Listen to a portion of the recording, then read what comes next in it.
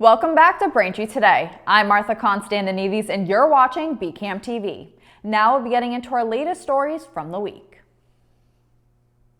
On Monday, the families of 3 men who died during the spring of 2020 after contracting COVID-19 at the Chelsea Soldiers' Home are filing a class action civil rights lawsuit. The lawsuit will be against former and current officials alleging that they caused the quote, premature and preventable deaths, end quote, of the 3 veterans and at least 28 others. Officials failed to correct unsanitary, unfit, and unacceptable living conditions at the facility as the virus swept through. The suit names Francisco Urania, former Veterans Services Secretary, Mary Lou Sutters, former Secretary of the Executive Office of Health and Human Services, Cheryl Lucier Pope, the Secretary of Veterans Services, who was superintendent of the home in 2020, and 4 others identified only as John or Jane Doe. The COVID-19 pandemic extra food stamp benefit is about to end for thousands of families in Massachusetts. The COVID-19 boosted payments to the government Supplemental Nutrition Assistance Program will officially end on March 2nd. With rising grocery store costs, many families are concerned about what they'll do when it ends.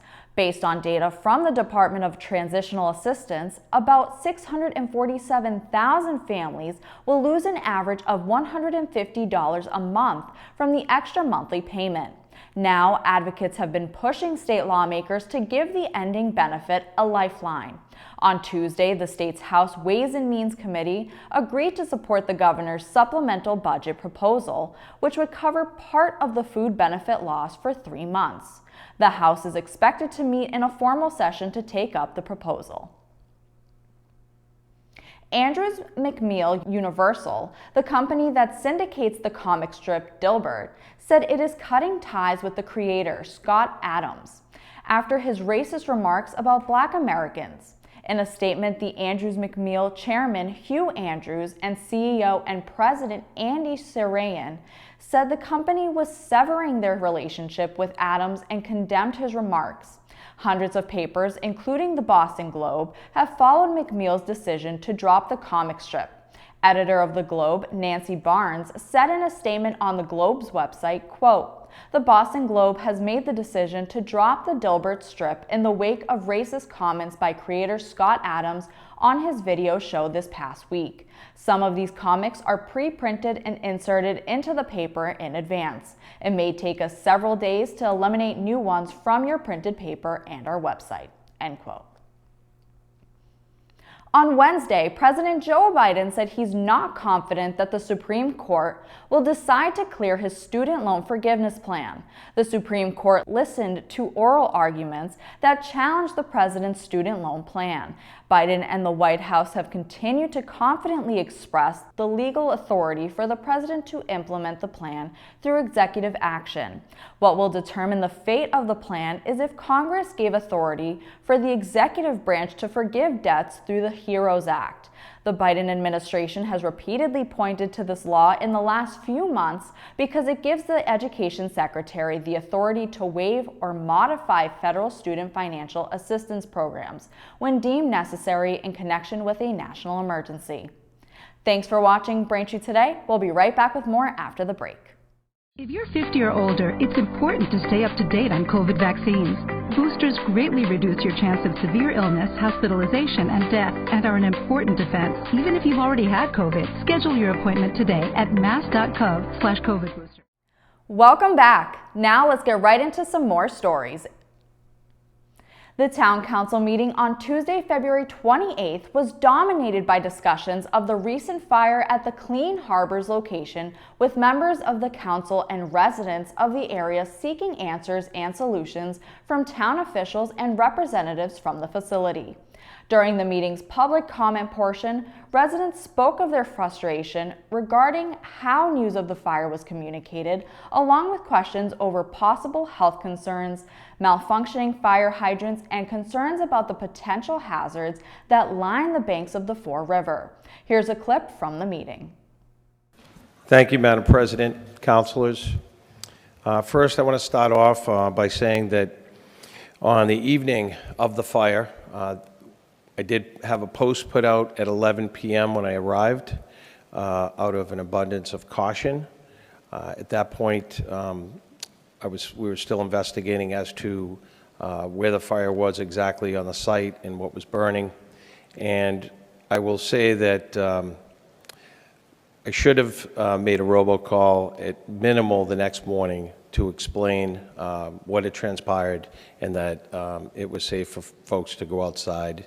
And I do apologize to the residents of East Braintree, the residents of the town of Braintree for that. But as far as where we've gone from here, that Friday, we spent a number of hours meeting with members of the DEP, Clean Harbors, my staff, building department, health department, fire department. So this particular fire, which occurred in a trailer that did not have any fire suppression, is unacceptable. And because of that, I've taken many steps over the past several days, and this has consumed much of my time, as it should. And we have worked directly with the DEP, and I will add that they have been extremely helpful in working through this. Clean Harbors is not currently operating the business as usual, and I know that the councilors, when they come over and visited the site, we did the tour, along with the congressman, senator, and representative. We talked about removing the existing trailers that were there and all of the debris from the fire. So that has been going on with a two-person fire detail, as well as a piece of fire apparatus to make sure, paid for by Clean Harbors, to make sure that we eliminate all of the trailers that were part of the original permit. You can watch the full meeting on BCAM TV's government access channels, Comcast Channel 8 and Verizon Channel 26, and on youtube.com/BCAMTV in the Braintree Town Council playlist. Town Council President Meredith Berica said the council will discuss the incident again at its March 21st meeting. Braintree Mayor Kokoris made his State of the Town address on Wednesday, March 1st at the former Haemonetics building at 400 Wood Road, which is now currently leased by Integra Life Sciences Holding Corporation. During the address, Mayor Kokoris referenced all the accomplishments Braintree has had over the past year. Here's a clip from Kokoris during the address. Good evening to everyone tonight. I want to welcome our veterans, our honor guard, town councilors, school committee members, department heads, town employees, distinguished guests, and Braintree residents to the State of the Town address. You all represent what makes Braintree such an incredible place to call our home. I want to extend a special thank you to the American Legion Honor Guard. Our veterans have given so much, and I remain committed to honoring them in our community. For those who gave the ultimate sacrifice, in 2022 we adopted a tax exemption for Gold Star mothers and fathers, and our Gold Star families have suffered so much on behalf of this great nation. For that I say thank you. And you will always have a home here in Braintree. This year we introduced the Veterans Banner Program. These banners are visible all throughout the town. This gesture is the least we can do to thank our veterans for their service, and I'm proud to announce that working with our Veterans Services agent, Vincent Fontaine, we will be able to expand this program by adding additional locations throughout town, honoring even more of our veterans for their sacrifice.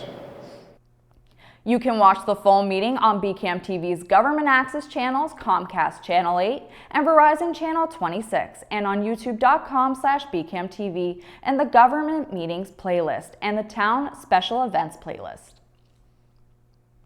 Plans for the development of an apartment complex at the site of the former Braintree Electric Light Department generating plant have been changed. Originally, the switch house portion of the power plant was to be converted into apartments, but now the building will be torn down instead. Due to cost concerns following that decision, the name of the development has been changed from Switch House Lofts to Watson Place in honor of Thomas A. Watson, the founder of the Braintree Electric Light Department, who worked with Alexander Graham Bell on the invention of the telephone. The reconstruction of Allen Street and the construction of Watson Place apartments is expected to begin this year and to be completed in 16 to 18 months. Mayor Charles Kokoris will be hosting a youth sports sign-up and information night as the spring and summer sports seasons are approaching fast. Representatives from many of Braintree's youth sports leagues will be available to speak with parents about their upcoming season and the process of registration. The youth sports sign-up and information night will be held at Braintree Town Hall on March 8th at 7 p.m. Residents with questions can contact the Recreation Office at 781-794-8901 or emailing Acting Recreation Coordinator Christopher Griffin at cgriffin@braintreema.gov.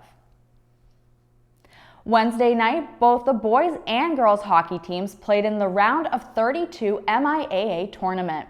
The girls put up a fair fight with Nora McLaughlin and Claire Joyce scoring goals. They had plenty of chances to win late, but fell in overtime on a deflected puck over the goalie's shoulder. The Braintree girls season ultimately came to an end with Dedham scoring the final goal in overtime, leading to their 3-2 victory. As for the Braintree boys, they came home with the victory against Weymouth with Braintree High's senior forward Charlie DiMartino's goal, a backdoor redirect with 3 minutes and 51 seconds left in the game off of a great pass from defenseman Jake Joyce. The 1-0 victory sends Braintree to the round of 16 against the winner of Thursday's matchup between Arlington and Westford Academy. You can watch both games on our YouTube page at youtube.com/bcamtv and the Braintree Sports playlist. Thank you for watching Braintree Today on BCAM TV. We'll be right back with more stories in the area. Every home needs a basic emergency supply kit. It should meet the unique needs of the people who live there. Your kit doesn't have to cost a lot. You probably already have many of these supplies, and you can get others at a discount store. Visit mass.gov/beprepared. Welcome back to Braintree Today. Now here's more in local news.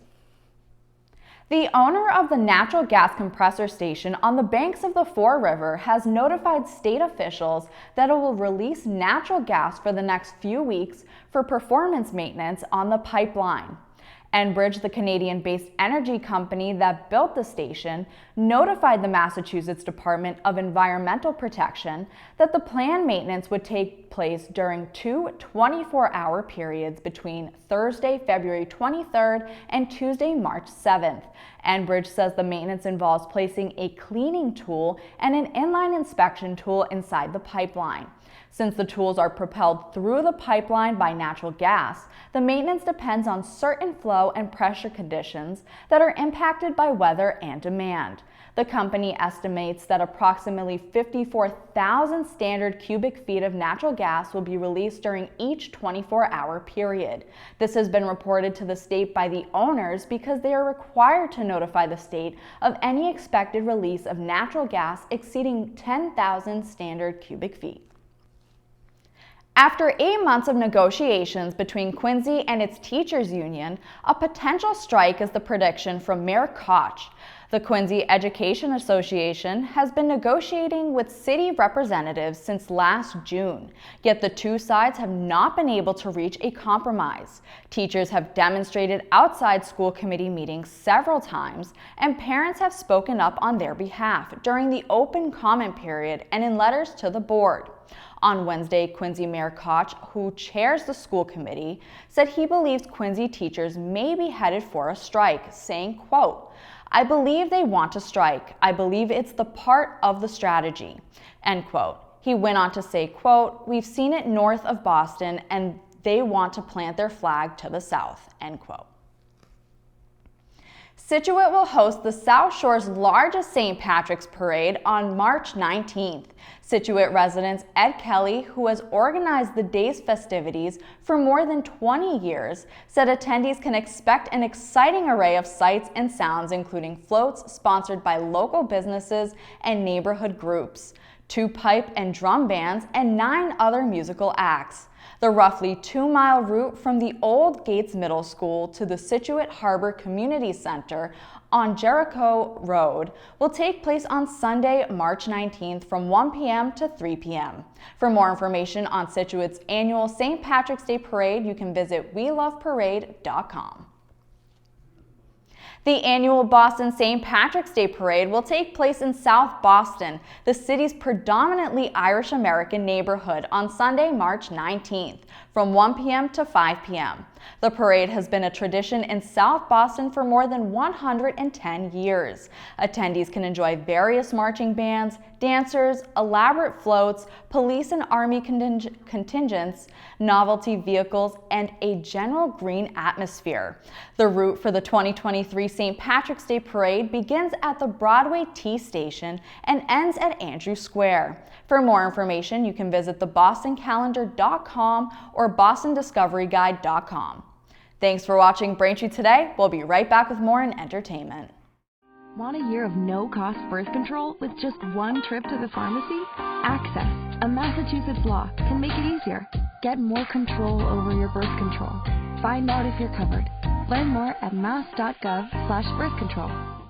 Welcome back to Braintree Today. March is Women's History Month, so for today's entertainment segment, we have a few movies of powerful, strong women and movies to educate and celebrate women's history. First in entertainment, I Am Greta follows the Swedish activist Greta Thunberg as she takes action to stop climate change before it's too late. Swedish director Nathan Grossman follows teenage Greta as she skips school to protest in front of the Swedish parliament and begins to gain supporters who fight alongside her. Grossman follows Greta in her rise to prominence and her global impact as she sparks attention for climate justice around the world. You can watch I Am Greta on Hulu. Next in entertainment, She Said follows New York Times journalists Megan Twohey and Jodi Kantor, who published a report that exposed the sexual abuse allegations against Hollywood producer Harvey Weinstein. The shocking story serves as a launching point for the Me Too movement, thus shattering decades of silence around sexual assault and harassment. The reporters worked tirelessly to track down documents, talk to survivors, find hidden details, and eventually break one of the biggest news stories of the century. You can watch She Said on Peacock TV. And finally in entertainment, RBG explores the life and career of United States Supreme Court Justice Ruth Bader Ginsburg. The film explores her life from her birth in Brooklyn to her college education and subsequent career as a law professor, to her appointment to the federal judiciary by President Jimmy Carter, an eventual appointment to the Supreme Court by President Bill Clinton. RBG as a pioneer of women's rights and gender equality, as well as a pop culture icon. You can watch RBG on Hulu and Amazon Prime. That'll do it for news today. I'm Martha Konstandinidis, and thank you for watching Braintree Today on BCAM TV. Stay safe, and we'll see you next time.